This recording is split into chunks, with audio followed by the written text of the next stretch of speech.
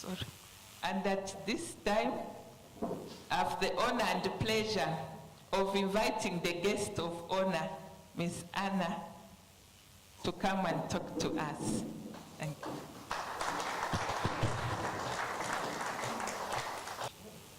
Father John,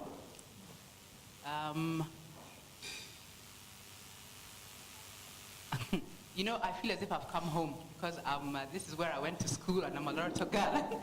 So, Sister Catherine, the Secretary General of Akweka, Sister Agnes Wamoyo, Association of Sisters of Kenya, and Sister Seraphine, head of Loreto Convent, which I call home. I spent so many years there.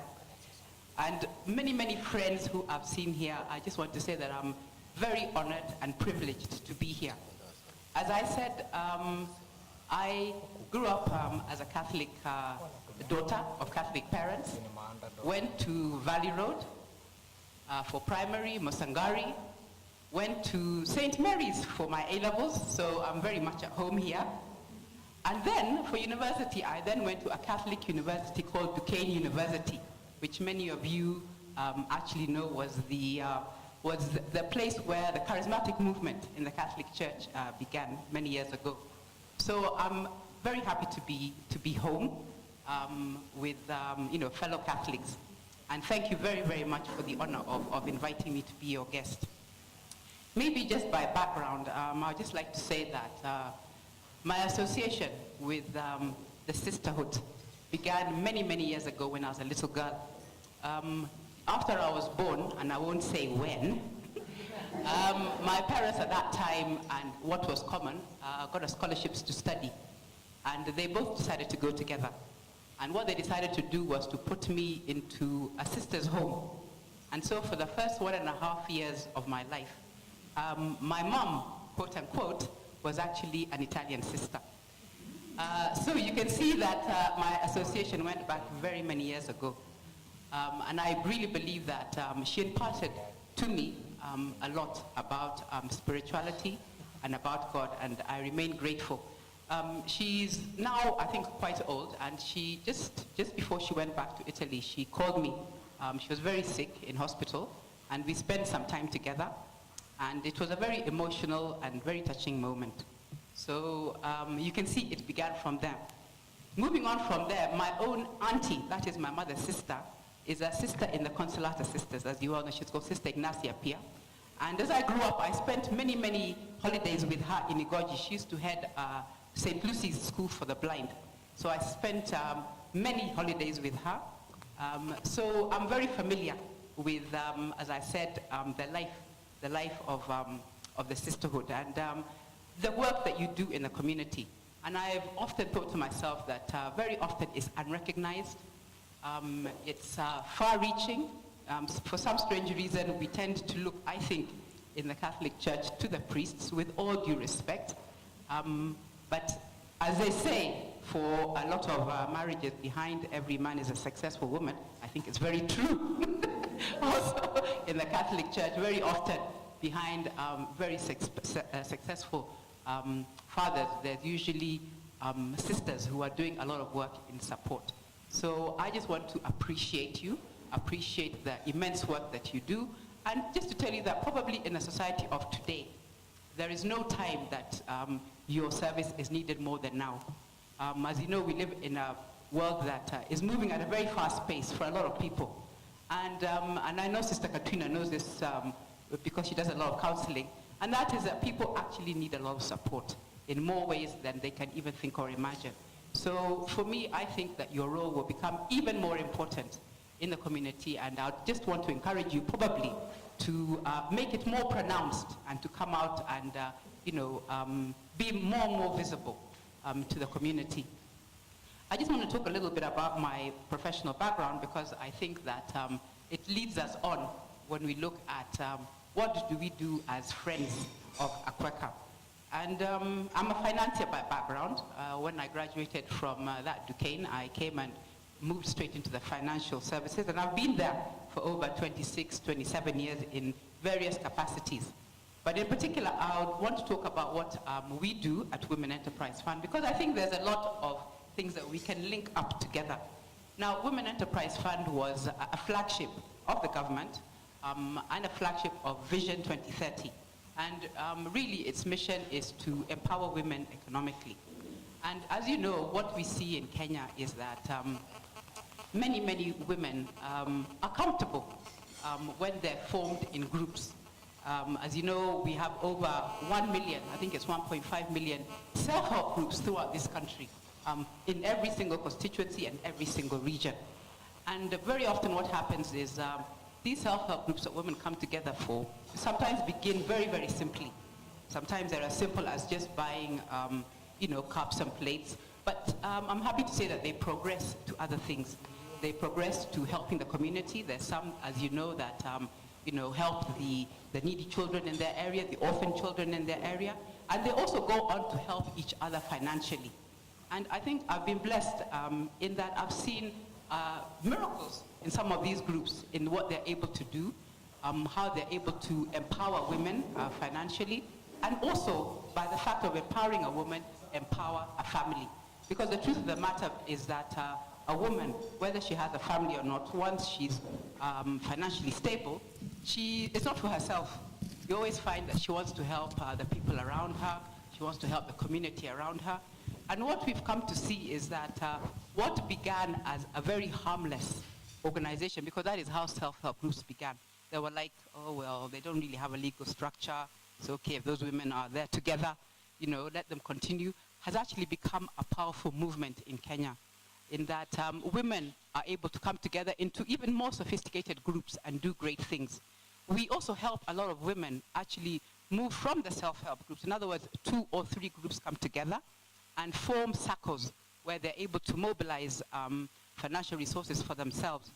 And one thing that we've always found is that whenever we go to visit them and we ask them, so now we can see you've got, excess capital here, a lot of money.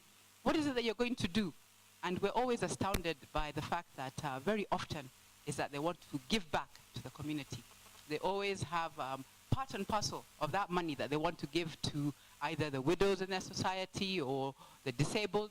So I think that women really are an engine of change. And what we've seen and what we believe in is that when you empower women, that is when we shall have true development, in this country. And I think that we cannot leave the many, and I heard you were 20,000 women who are in the Catholic Church. The amazing thing about the sisters that I've always known, and I know that is true, is that you're an exceptional group. You're spiritual, you're educated, and you've got a lot of unity among yourselves.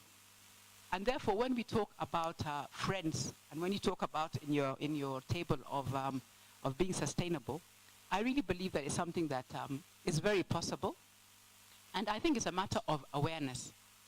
During the week, as I was planning to come here, I remembered the many friends I have who are in the different CWAs throughout the country. And I can see a great friend of ours, Mrs. Burugu, who's also here, and part of the CWA of St. Rosemary's. And some of them said that, we didn't know. Had we known, we would have come and supported them. Because one great thing about women is that they love to support each other. So I'd really encourage you to reach out to the many, many CWAs throughout the country, some of which are quite wealthy, as you probably know. And you'll be amazed at the ideas that you'll be able to share with them and the things that you'll be able to come out with. Another thing I'd like to say is, one thing that we also find about women is that they do a lot. We all know that women, as they say, are the backbone of this country. But very often, the labor that they do is unpaid for. And one of the things that we really try to do in Women Enterprise Fund is to make them aware of the financial, the financial consequence of some of their actions. And what I would really encourage is that for the work that you do in the communities, you'll be very surprised that the community would actually be willing to go ahead and pay for a lot of the services that you give out to the community. One of the things that we say is that evangelization, as you know, and who am I to tell you, you know far better than I, it takes part in many different ways. The old, I think maybe the old way we used to think was it has to be by preaching. And that's why you would see a lot of people on the street are preaching. But as St. Francis always said, is preach the gospel and use words if you must. Isn't that correct? So it's by action, it's by what you do, it's by being involved in people's lives, it's by supporting. You know, that way people will start to ask, I mean, why are you here? What do you believe in? And then you have the opportunity always to evangelize and to say that I'm here because of the love of Christ in my life, and that his love and his grace is what is motivating me more than anything else. But you'll also be surprised to see that because of that, people will be so willing to support you in many, many different ways. So really, I'm here to encourage you and to say that, that the friends of Akweka will actually work. I have a confession to make as I go along, and that is to say that after, or because of, should I say because of, the great foundation that I received in the Catholic Church, I went out. I'm actually a member of a different Christian community. I worship at a church called Nairobi Chapel. And I always say that had I gone through what I was going through spiritually during the time of the charismatic movement, I think I would have still been a Catholic. I think it was during those days when it wasn't, as you know, there was a time when it wasn't allowed, and therefore I left the church. However, I always say that my foundation was a Catholic church, of which I remain grateful for, and indeed we serve the same God. But the reason that I mention that is because one of the things that I've seen that we do is actually supporting. We actually support a lot of the missionaries that we have, and we do it in our groups. For instance, in the group that I belong to, which is around where I live, we actually support a church in Ruiru. And we've supported them from the building throughout. We contribute continuously. And what I found is that in non-Catholic denominations, the spirit of supporting your church is very much alive. And probably that, Father Bishop, is one thing that we really need to build in so that it's part and parcel, to the point where we're told that as you get your salary, just know a certain percentage goes straight. Many people actually have standing orders straight, even before they touch the money. In other words, it's your tax and then your church. I think if this was to happen in the Catholic Church, many of the issues that we probably have will not take place. And you will be surprised, sisters, by the support that you actually get. So I think Friends is a brilliant idea, having seen it work very effectively in other Christian communities. And I know that today is a beginning, and you'll be surprised by the support that you'll have. And the support is because, as I was talking to my friends, I was saying, are we not here because of those Loreto sisters? And they said, yes. They're the ones who taught us how to pray. They're the ones who taught us how to do so many things. So I know that the support